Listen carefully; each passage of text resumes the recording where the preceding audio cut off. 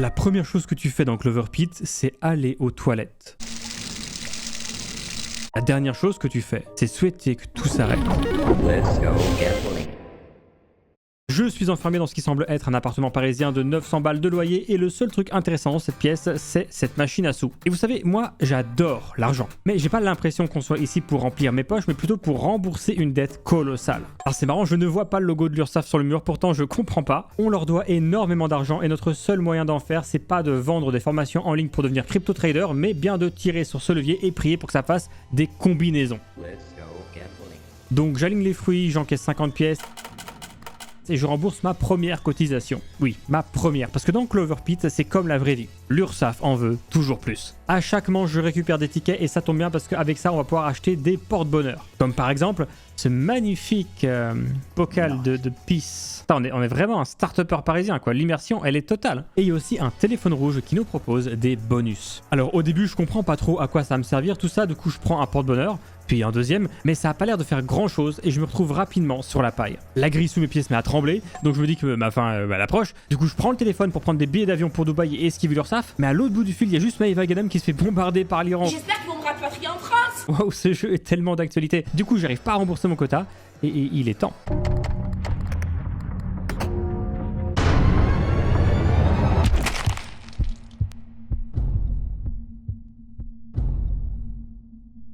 Et là où la douce délivrance de la mort m'aurait permis d'esquiver l'URSSAF pour de bon, eh bien en fait non, ça recommence. Je fais des gros sous, j'ai largement de quoi rembourser ma première échéance, ce qui est vachement rentable parce que quand tu rembourses rapidement ton quota, t'as le droit à des tickets supplémentaires et des tickets ça fait plus de porte-bonheur et plus de porte-bonheur ça fait plus d'argent et ça, moi j'aime bien. J'ai aussi mon nouvel ami au parloir qui me propose de doubler mes fruits et ça c'est pas une mauvaise idée parce que plus mes symboles valent cher et plus ça va me donner gros avec les combinaisons. D'ailleurs pour des raisons de compréhension, au lieu de l'appeler mon nouvel ami du parloir, on va l'appeler Nick. Donc je rembourse mon deuxième quota, je décroche à Nick, mais Nick il me propose des trucs incompréhensibles, du coup je prends n'importe quoi. Je peux doubler mon argent en échange de tous mes tickets et vu que j'ai un QI de 143, je prends tous les porte-bonheur avec mes tickets et j'accepte son deal. Et le truc fou c'est que les porte-bonheur que j'ai pris, ils sont vraiment pas dégueux en fait. J'arrive à faire des 500, des 600, voire des 1000 balles et ça c'est juste le début. Je me dépêche de rembourser mon prochain quota et là je vois une clé. Une clé à 12 500 € TTC. J'ai encore jamais fait cette somme, mais en vrai, je pense que c'est faisable. Parce qu'en vrai, c'est quoi 12 500 balles en 2026 dans la France à Macron? Une Mercedes ML 250 CDI de 2013 avec 318 000 km au compteur? Eh bien la réponse est oui. Le truc que j'avais pas compris avec tous mes bonus, c'est qu'il y en a qui augmentent le multiplicateur de symboles à chaque fois qu'un porte-bonheur s'active.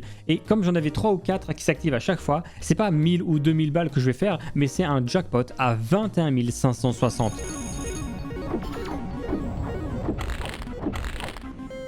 Largement de quoi acheter ma liberté 2 fois. Du coup, aucune question de réfléchir. Je paye mon quota, je récupère la clé, je réponds quand même à Nick histoire de lui dire d'aller se faire foutre, et j'ouvre la porte. J'essaye d'ouvrir la porte, et ça me dit que c'est pas la bonne clé. Ok, 4 tiroirs, tous fermés, et moi j'ai une clé. Alors j'essaye la clé, et on me demande si je veux continuer à jouer. Alors je suis pas devin, mais si je pense que si je m'arrête là, il y a la trappe sous mes pieds qui va s'ouvrir. Du coup, on continue. Let's go gambling. Du coup, j'ouvre le tiroir, et dedans, eh ben, il y a rien. C'est quoi ce jeu? Une métaphore brutale de la cupidité futile dans laquelle évolue l'être humain du 21e siècle? Je suis pas ici pour faire une thérapie en fait. Je continue à faire tourner la machine à sous, à faire chauffer mes porte-bonheur au point de les cramer et je ramasse encore plus, toujours plus d'argent. Je change les porte-bonheur pour ceux qui ont l'air meilleurs parce qu'en fait il y en a qui sont shiny, du coup il y a des bonus supplémentaires. Ma dette augmente et plus la dette augmente, plus j'essaie de trouver les meilleures combinaisons qui me permettra de survivre. Mais malheureusement, je vais vite être rattrapé par la réalité. Parce que la dette elle va dépasser les 200 000 balles. Alors autant la Mercedes ML 250 CDI, je pouvais me la payer, les 200 000 balles, je pense que je peux aller me faire foutre. Parce que 200 000 balles, c'est 19 000 Big Mac, c'est 450 DDR5 de 32 Go, ou alors un T6 de 141 m² à Égletons. Alors personne ne veut vivre à Égletons, hein. mais quand même, c'est pas mal un T6. Mais 200 000 balles, ça va aussi être tout ce qui coûte notre vie, parce que moi, j'ai pas 200 000 balles, ni en vrai, ni dans Clover Pit. Et quand tu sais pas rembourser ta dette, il n'y a pas 36 000 options. La trappe, elle flanche. Une alarme sonne et c'est la fin. Mais enfin bon, cette run m'aura quand même appris un truc, c'est que les synergies entre les porte-bonheur et les bonus de Nick sont ultra importants. Et il y a un deuxième truc que je vais apprendre maintenant. J'ai un tiroir rempli de sang qui contient un ossement. Je sais pas si c'est humain, mais ça ressemble quand même vachement à un bras. Et le truc n'a aucune utilité à part faire augmenter ma dette. Et à côté de ça, le codex me débloque aussi 4 autres membres. Et là, attention, prédiction. Et si il fallait rassembler les 5 morceaux de petits cadavres comme si on rassemblait les 5 cartes d'Exodial Maudit? Et si la porte finale ne s'ouvrait pas avec une clé, mais avec un cadavre. Avec cette idée en tête et plus rien à perdre à part ma santé mentale, et ben c'est parti. Je me lance et je relance comme si je découvrais le doux arôme d'un mélange d'excitation et de déception à chaque roulement de la machine à sous, à chaque combinaison un peu plus folle que la précédente, ou à chaque fois que Nick me propose de doubler la valeur de mes symboles entre deux propositions incompréhensibles. Putain Nick, tu n'es pas clair. J'essaye les fruits pendant un temps et même si manger 5 fruits et légumes par jour c'est très important, et ben ici on s'en branle. Donc je décide de partir sur les coffres et les coffres ça rapporte un max parce qu'il y a les coffres qui valent plus cher, mais aussi parce qu'il y a des porte-bonheur qui font qu'il y a de plus en plus de coffres et que les combinaisons de coffres sont de plus en plus broken. Coffre. Mais c'est pas suffisant, c'est loin d'être suffisant et c'est même jamais suffisant parce qu'en fait dans Clover Pit, avoir des bons porte-bonheur ou être le meilleur ami de Nick, et ben c'est pas assez. Faut trouver le bon équilibre. Faut pouvoir vite balancer entre le début où tu essaies de donner de plus en plus de valeur au symbole que tu vises tout en augmentant la probabilité de tomber dessus le plus souvent possible parce que avoir un symbole qui vaut 100 de base et ne jamais tomber dessus, bah ça sert à rien. Et à force de try et de retry, j'ai fini par obtenir toutes les clés de tous les tiroirs et là, il y a une 5e clé qui m'est proposée. La 5e clé, elle demande pas juste 200 000 balles. Elle me demande d'assembler les 5 morceaux du corps et je rappelle que chaque morceau augmente la dette de 5%, donc 25% au total. Il est temps de monter un plan digne du braquage du Diamond Casino, un plan pour réaliser la meilleure combinaison possible, un plan pour s'évader. Je commence la partie et je prends le temps de choisir une carte mémoire. Les cartes mémoire, c'est un truc qu'on a débloqué au fil des runs, mais c'est un modificateur qui va impacter tout le cours de ma game. Et la carte mémoire que je prends, elle limite ma boutique à 3 porte-bonheur, mais elle me propose aussi de renouveler la boutique gratuitement 2 fois par échéance. Je fais quelques lancers, je regarde une première fois ce qu'il y a en stock, il n'y a pas grand chose, donc je profite de mes relances pour changer la boutique et là je remarque qu'il y a un truc qui bouge dans le tiroir et en l'ouvrant, bingo, il y a un morceau de cadavre. Alors c'est pas dans mes habitudes de m'extasier quand je vois un bras avec 3 bouts de chair encore collés dessus, mais on va en avoir besoin. Et justement, en parlant de besoin, j'ai assez de tickets pour me prendre un porte-bonheur et même s'il a pas l'air incroyable, il me donne 3 tickets par quota et il augmente mes chances d'avoir de bonnes combinaisons sur le dernier lancé.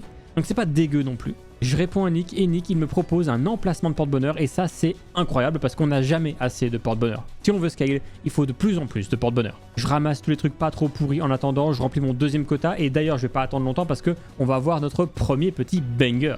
L'as de carreau. À chaque fois qu'une combinaison de 4 va apparaître, ça va augmenter la valeur des diamants de 5 balles de manière permanente. Alors 5 balles ça semble pas être grand chose mais vu que c'est permanent, bah c'est parfait. Et c'est pas tout parce que Nick va nous proposer un autre banger, il va diviser la probabilité par 2 que les fruits apparaissent. Et vu que les probabilités que tout apparaît doit quand même être égales à 100, ben s'il y a moins de probas sur les fruits, ça veut dire qu'il y a d'autres probas qui ont été mises ailleurs. Et donc on va pouvoir commencer à se concentrer sur le symbole qu'on veut pouvoir viser durant cette run, à savoir le diamant. Le diamant, c'est l'un, si ce n'est le meilleur symbole. Il a 12% de taux d'apparition et une valeur de base de 5 balles. Donc si on arrive à augmenter ces deux valeurs, plus ajouter des multiplicateurs, et ben c'est tout bonnement gagné. Je relance la machine, je récupère mon argent et là, surprise, un 2e morceau apparaît dans le tiroir. Alors je vais pas vous mentir, je n'ai aucune idée de pourquoi ils apparaissent, mais ils apparaissent du coup, on va dire que c'est bien. Donc je relance la boutique et là je vois la main de Midas. Et ça, c'est presque enfin ce qu'on veut. Avec la main de Midas, c'est aussi une valeur de 5 qui est ajoutée au diamant à chacune de ses activations. Je continue de relancer les mises, le 3e morceau de cadavre apparaît, je fais comme si de rien n'était et je relance pour combler mon addiction et le prochain quota. Et comme si tout n'allait pas déjà plutôt bien, on va choper la photo de diamant.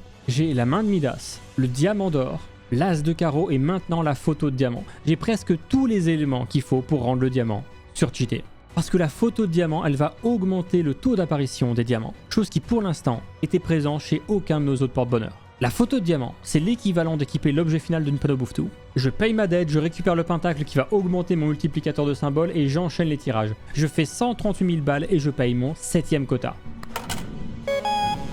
Nick m'appelle et il va me proposer un nouveau deal pour réduire le taux d'apparition de 4 autres symboles. Ce qui fait que maintenant, le taux d'apparition des diamants est de 40%. 40% sans l'impact de la photo de diamant et une valeur nette de 520 balles par diamant. Je récupère le crâne, donc là on est à 4 sur 5, et maintenant il est temps d'aller chercher la clé. J'envoie tout ce que j'ai, 200, 500, 800 000, j'en ai jamais assez, j'encaisse des sommes de plus en plus grandes et je récupère la dernière pièce du puzzle, le 5e élément. Et j'ai beau essayer, la vitrine elle s'ouvre pas. On m'invite même à montrer ma détermination. Pourtant, je trouve que je suis assez déterminé. Je veux dire, là, le diamant, il vaut 3000 balles, sans multiplicateur, et je fais plus d'argent en un tour que j'en verrai dans toute ma vie. Je veux dire, j'ai ramassé les 5 morceaux du corps, ce qui est déjà un exploit en soi, et là, je dois faire quoi? Je dois montrer ma détermination. Ça veut dire quoi, ça? C'est un jeu d'argent ou un coach mental? Là, je suis pas assez Sigma pour le jeu, c'est ça? Je brise le plafond des 250 000, et même celui des 7 millions. Et c'est maintenant qu'on m'annonce le prix de ma liberté. 180 millions.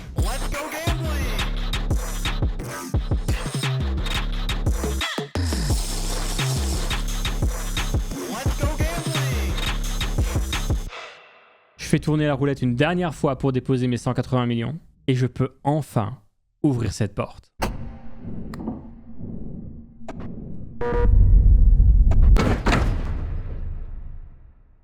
C'est fini. Je me retrouve de l'autre côté. Cette fois, je vais enfin pouvoir profiter de l'air frais, de pouvoir toucher de l'herbe en fait. Peut-être même rencontrer Nick. Alors je traverse un pont et 3 énormes piliers numérotés autour d'une plateforme. Et au loin, dans une espèce de brume, il y a une autre plateforme. Très vite, je me rends compte que...